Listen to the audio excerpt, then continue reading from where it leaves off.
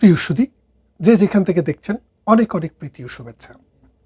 আপনারা আগ্রহ নিয়ে অপেক্ষা করছিলেন অনেক দিন থেকে যে বাংলাদেশে একটি সরকার আসবে, নির্বাচিত সরকার, যেই কোনো ফরম্যাটে। সেই নির্বাচিত সরকার বাংলাদেশ থেকে মব দূর করবে, বাংলাদেশের মানুষের মধ্যে যে অনিশ্চয়তা কাজ করছে সেটা দূর করবে, প্রতিবেশীদের মধ্যে যেই ধরনের এক ধরনের একটা উদ্বেগ কাজ করছিল সেটা দূর করবে।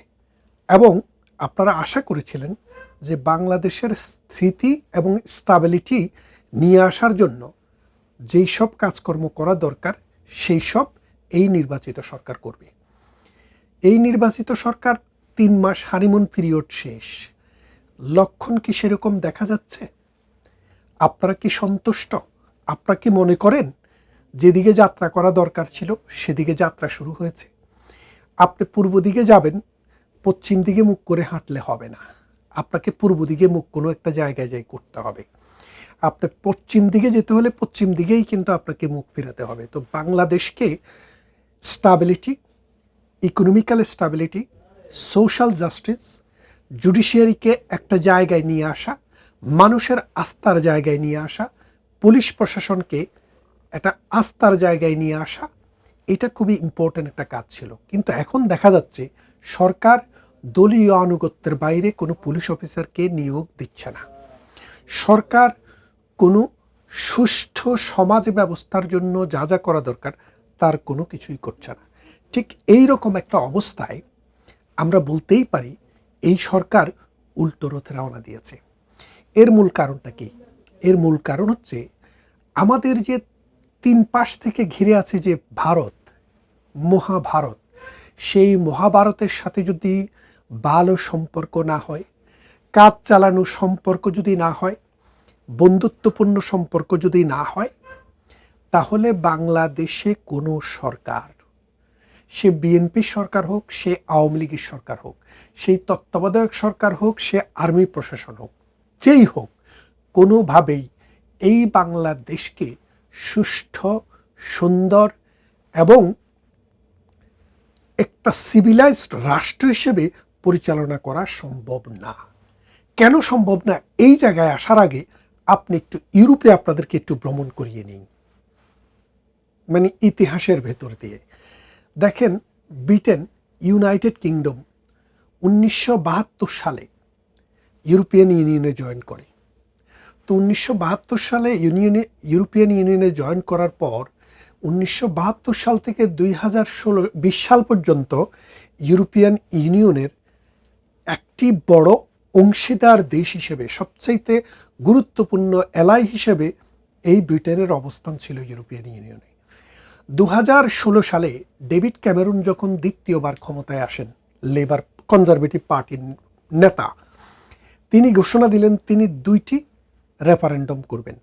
একটি রেফারেন্ডাম হবে ইউরোপিয়ান ইউনিয়ন সম্পর্কিত, অর্থাৎ ইউরোপিয়ান ইউনিয়নে থাকবে কি থাকবে না মানুষ, অর্থাৎ এটাকে ব্রেক্সিট হিসেবে বলা হয়েছে।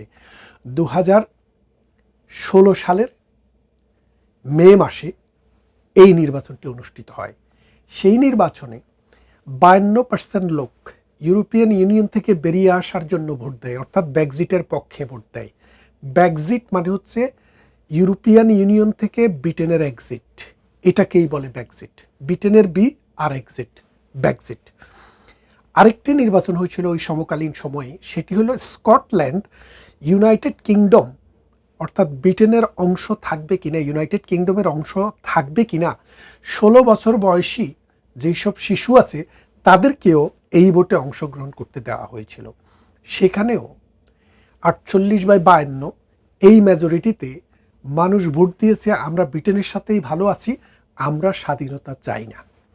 এই 2টি নির্বাচন হলো। তো এই 2টি নির্বাচনের মধ্যে যেটি ইউরোপিয়ান ইউনিয়ন সম্পর্কিত, এই নির্বাচনটি 2016 সালে হলেও এই নির্বাচনের মানে মানুষের ম্যান্ডেট অনুসারে ইউরোপিয়ান ইউনিয়ন থেকে বেরিয়ে আসতে আরও 4 বছর সময় লেগেছে। অর্থাৎ মূলত ইউরোপিয়ান ইউনিয়ন থেকে অফিসিয়ালি 2020 সালের 31শে December Britain, united kingdom European union থেকে বেরিয়ে আসে। তো এই বেরিয়ে আসতে গিয়ে যেই টান পোড়ন, যেই উত্তাল সমাজ, আপনি খেয়াল করে দেখেন 1972 সাল থেকে 2000 সাল, এটা হলো 28 বছর, আর 2000 সাল থেকে 2020 সাল, এটা হলো আরও 20 বছর। এই 28 বছরে আর 20 বছরে মিলে আপনি যদি হিসাব করেন 48 বছর, তাই তো? এই 48 বছর সময় ব্রিটেন ইউনাইটেড কিংডম ইউরোপিয়ান ইউনিয়নের অংশ ছিল। এর ফলে ইউরোপ থেকে পণ্য কিনতে পারত সহজে, আবার ইউরোপে সহজে বিক্রিও করতে পারত।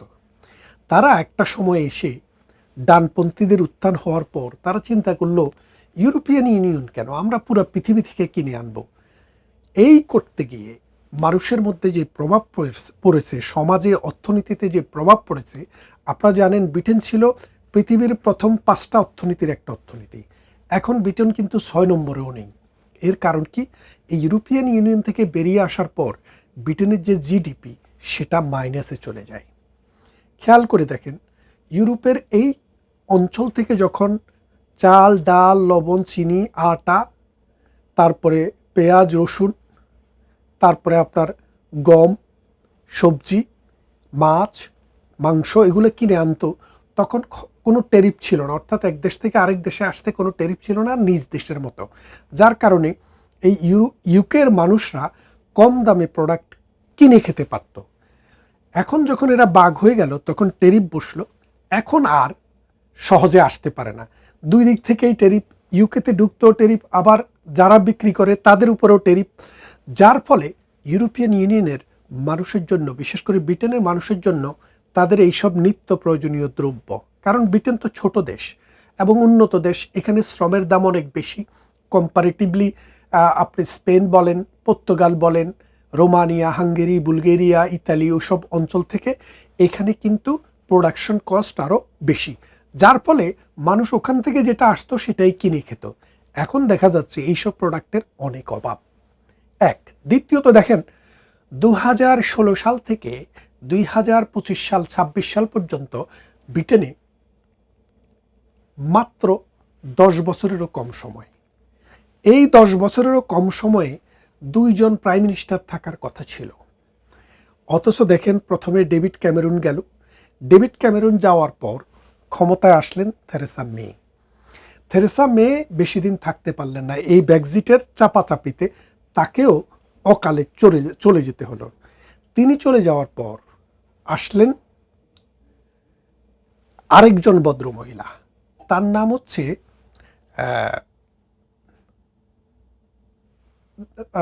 নাম হচ্ছে লিজ ট্রাস্ট। তিনি মনে হয় 2 মাসেরও কম সময় ছিলেন। তিনি চলে যাওয়ার পরে আসলেন ইন্ডিয়ান বংশোদ্ভূত আমাদের কনজারভেটিভ প্রাইম মিনিস্টার, নামটা এই মুহূর্তে মনে পড়ছে না। তারপরে তিনি চলে যাওয়ার পরে আসলেন বরিস জনসন। বরিস জনসনও থাকতে পারলেন না, বরিস জনসনকেও চলে যেতে হলো।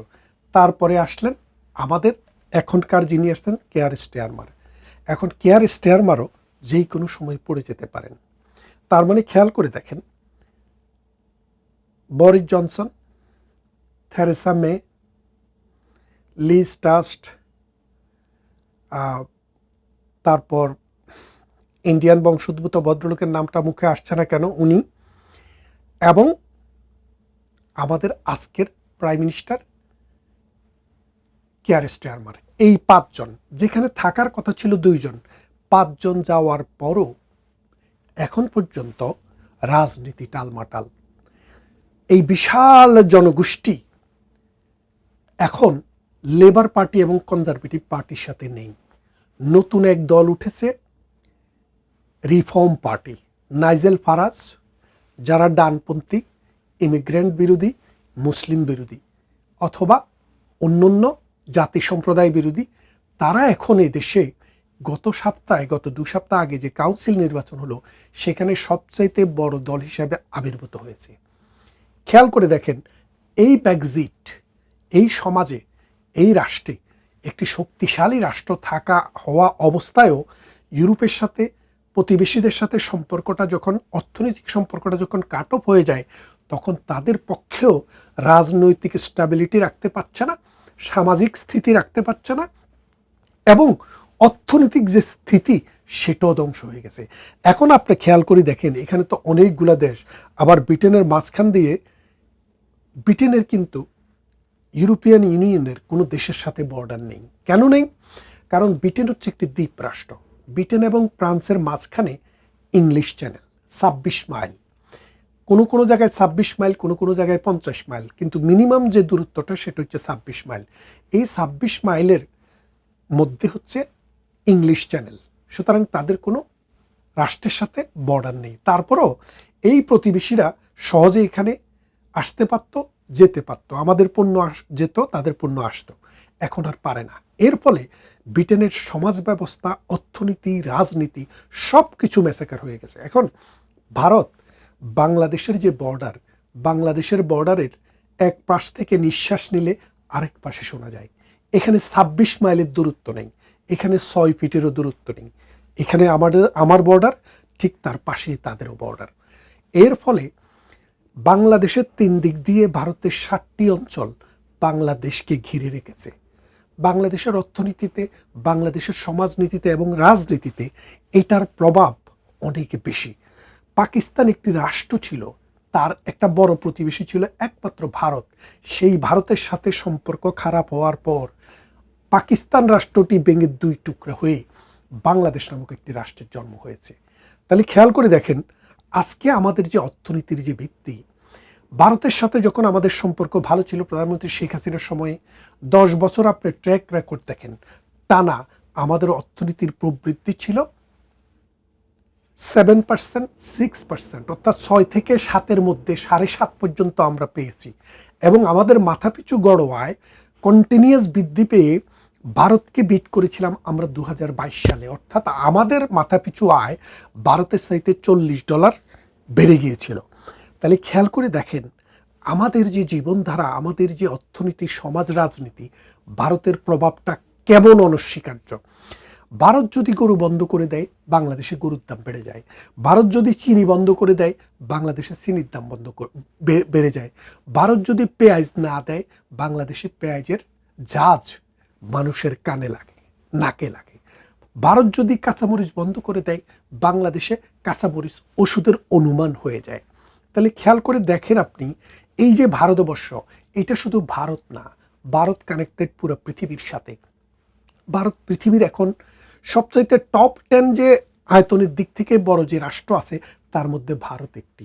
অর্থনৈতিকভাবে বড় রাষ্ট্র, মানে অর্থনীতিতে মাথাপিছু আয়ের দিক থেকে না, অর্থনীতি, ইকোনমির সাইজ অনুসারে পৃথিবীর যে 5টি বড় দেশ, আমেরিকা, 2 নম্বরে চীন, 3 নম্বরে জাপান, 4 নম্বরে জার্মানি, 5 নম্বরে ভারত।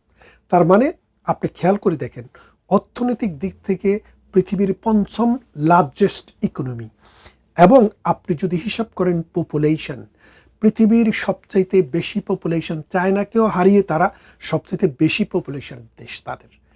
সুতরাং এই ভারতের সাথে যদি আপনি পিছনের দিকে একটু তাকায়া দেখেন, 1971 সালে মহান মুক্তিযুদ্ধে এই ভারত অকাতরে অর্থ দিয়েছে, অকাতরে অস্ত্র দিয়েছে, মুক্তিযোদ্ধাদের ট্রেনিং দিয়েছে, খাবার সরবরাহ করেছে, 30 টাকা করে বেতনের ব্যবস্থাটিও ভারত করে দিয়েছে।